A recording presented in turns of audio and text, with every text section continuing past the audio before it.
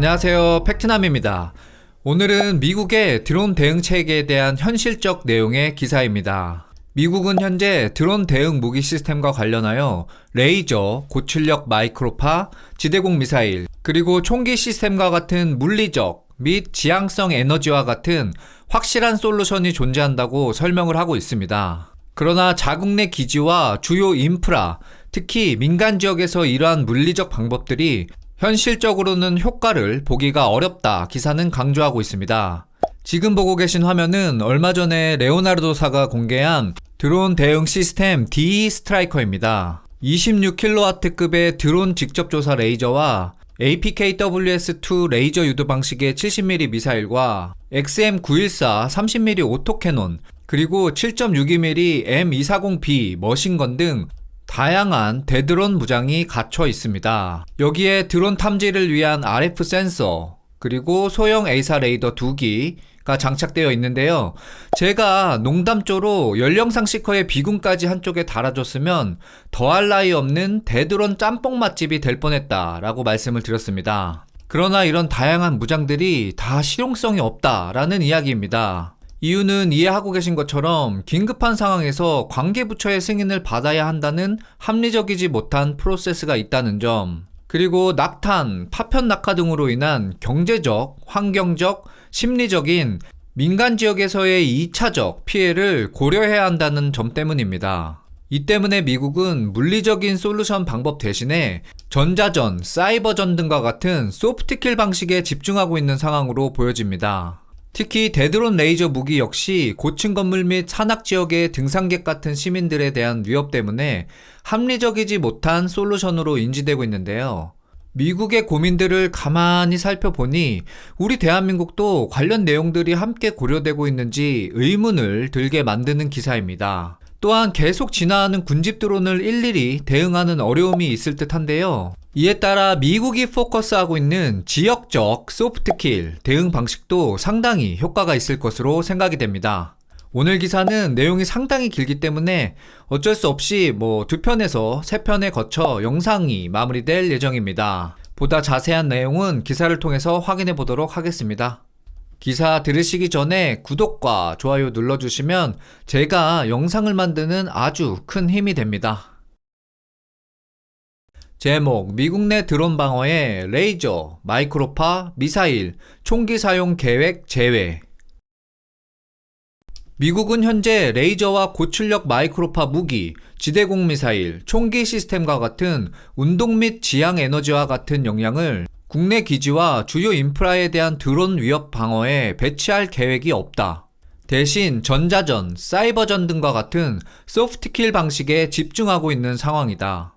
미국 내에서 대드론 시스템의 사용에 관한 혼란스러운 법이나 규제 같은 문제들이 미국의 현 계획에 주요한 영향을 미치고 있기 때문이다. 또한 대드론 무기 사용으로 인한 부수적 피해의 위험에 대한 우려도 크게 작용하고 있다.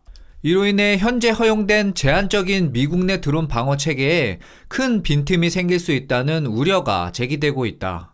미 북부사령부 국부장 제이슨 메이즈는 어제 피터슨 공군기지에서 열린 대드론 대응 실험 팔콘피크 2025에서 본지 더 워전을 포함한 소규모 기자단과 이 계획과 관련된 문제들에 대해 논의했다.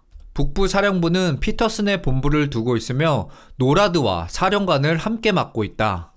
우리는 국내에서 사용 가능성이 있는 드론 대응 기술에 집중하고 있으며 이는 완전히 승인된 것이 아니지만 가능성을 염두에 두고 있다 라고 메이즈는 설명했다. 따라서 센트컴과 아프리컴에서 사용하는 물리적 방식의 무기를 사용하지 않을 것이라고 밝혔다. 현재 다양한 유형의 드론들이 전장 안팎에서 점점 더 큰 위협을 가하고 있다. 이는 전혀 새로운 일이 아니며 특히 우크라이나전과 중동 지역에서의 여러 다툼 덕분에 주요한 이슈로 부각되고 있다. 특히 본지가 보도한 2023년 12월 버지니아주 랭글리 공군기지에서 몇 주간 계속된 원인 불명의 드론 침입 사례는 이러한 위협들이 미국 본토에 미칠 수 있는 위험이라는 것을 잘 보여주는 사례이다. 또한 군기지, 훈련장, 함선뿐만 아니라 중요한 민간 인프라에도 영향을 미친 다수의 드론 사건들에 대해 여러 해 동안 우려를 제기해왔다. 팔콘 피크 2025 행사에는 여러 기업들이 드론 대응 시스템을 시연했으며 대부분 GPS 및 기타 RF 신호를 방해하여 표적을 무력화하거나 최소한의 혼란을 일으키는 방식에 초점을 맞추고 있었다. 또한 드론과 조종자 간의 시야 내 제어 링크를 가로채는 시스템이나 다른 무인 항공기에 그물을 발사하거나 길게 늘어뜨린 스트리머를 던져 대응하는 신기술 기반의 시스템도 선보였다. 이러한 시스템은 현재의 규제 틀 내에서는 배치 가능할 수 있겠지만 분명히 한계를 지니고 있다. 드론 대응 체계를 여러 단계별 능력으로 나눠서 보는 것이 도움이 될 수 있다. 가장 낮은 단계에서는 상황 인식을 높이기 위한 시스템이 있으며 주로 수동으로 드론의 신호를 탐지하고 추적한다. 여기에서는 드론이 발생시키는 전자 신호를 기반으로 탐지와 추적이 이루어진다. 그 다음 단계로는 능동 센서, 일반적으로는 레이더가 있어 드론이 RF 에너지를 방출하지 않더라도 추적할 수 있다. 이러한 수동 및 능동 시스템은 표적 식별을 위해 전자 광학 및 적외선 카메라와 함께 사용하는 경우가 많다. 더 높은 단계로 올라가면 전자전과 같은 비물리적 소프트킬 방법 옵션이 있고 이후 레이저 및 고출력 마이크로파와 같은 지향성 에너지 무기, 마지막으로 드론을 요격하는 드론, 대공포, 지대공 미사일 등 기존의 물리적 방식의 무기가 있다. 그물, 스트리머, 점착성 물질을 발사하거나 전자펄스를 사용해 상대 드론을 무력화하는 드론과 같은 이색적인 시스템도 지향성 에너지 무기와 유사한 카테고리 안에 들어있다. 물리적 방식의 옵션도 존재하지만 오늘 여기에 있는 건 아닙니다 라고 놀스컴의 메이즈는 말했다. 기존 드론 대응 시스템의 많은 경우가 물리적 솔루션과 통합할 수 있는 능력을 갖추고 있지만 그것이 우리가 현재 가장 관심을 두고 있는 것은 아닙니다. 메이즈는 현재 미국에서 운영 중인 20mm 발칸포를 장착한 센트리온의 시램과 코요테 드론 요격기를 이러한 방식의 예로 언급했다. 이들은 국내 사용에 적합하지 않습니다 라고 덧붙였다. 미국 내 드론 방어에 대한 논의에서 특정 효과나 능력보다 적합성에 대한 논점이 더 중요할 수 있다. 다양한 계층의 방법들이 조합된 다층 방어 구조가 무인 항공기에 대한 위협을 포괄적으로 방어하는 데 가장 효과적일 것이다. 적합성에 대한 의문, 그게 장애물입니다. 맞습니다. 특히 시스템을 사용할 수 있는 정책과 법적 문제들이죠. 라고 메이즈는 말했다. 메이즈는 그물 포획 방식은 시설에 매우 유용한 자산이 될 수 있습니다. 라며 이를 한 예로 제시했다. 하지만 반자율적으로 작동하면서 사람들 위로 날아다니고 드론을 포획하는 방식이라 여기서 130I와 같은 법적 조항에 따라 교전 권한 문제가 발생합니다. 맞습니까, 여러분? 여기서 130I는 미 연방 법률 10조 130I의 특정 조항을 의미하며 무인 항공기로부터 특정 시설 및 자산의 보호에 관한 내용이다. 130I에 따라 미군은 무인 항공기의 제어를 방해하거나 전자, 무선 통신을 방해함으로써 무인 항공기를 비활성화하는 등의 조치를 사전 동의 없이 수행할 수 있다. 또한 무인 항공기 시스템을 비활성화, 손상 또는 파괴하기 위한 합리적인 힘을 사용할 수 있는 권한을 가진다. 그러나 현재의 법령에 따르면 항공안전, 민간항공 및 항공우주 운영, 항공기 가망성 또는 공역 사용에 영향을 미칠 수 있는 지침을 내리거나 시행하기 전 국방부 장관은 교통부 장관 및 연방항공청 청장과 협력해야 한다 라고 명시되어 있다.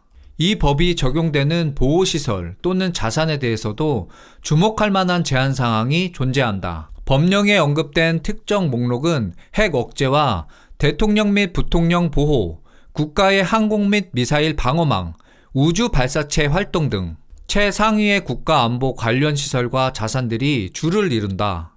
미군은 자위권을 통해 이러한 권한 외에서 활동할 수 있는 고유 권리를 보유하고 있다. 미국 정부는 최근 국내 드론 대응 권한을 확대하려는 노력을 기울이고 있지만 10조 130I를 비롯한 법적, 규제적 틀은 자산의 배치와 운용 시기에 여전히 상당한 제한을 가하고 있다.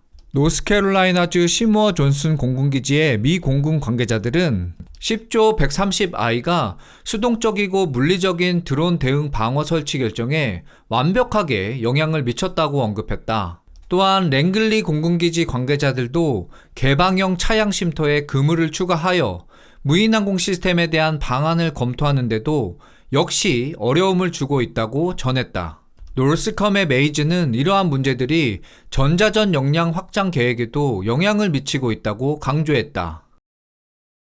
여기까지 일부 내용입니다. 즉 미국도 여러 효과적인 물리적 대드론 방법들이 존재하나 방법의 적합성과 법률의 복잡한 절차로 대응 방법에 대한 실효성에 의문을 던지고 있는 듯 합니다. 이러한 이유 때문에 2부에서는 법률과 절차 그리고 2차 피해를 고려하여 전자전이나 전파교란 같은 소프트킬에 대한 이야기를 전하고 있습니다. 1부 내용은 여기까지입니다. 내용이 도움이 되셨다면 구독과 좋아요 부탁드립니다. 저는 더 좋은 영상으로 찾아뵙겠습니다. 지금까지 팩트남이었습니다. 즐거운 주말 시간 보내세요.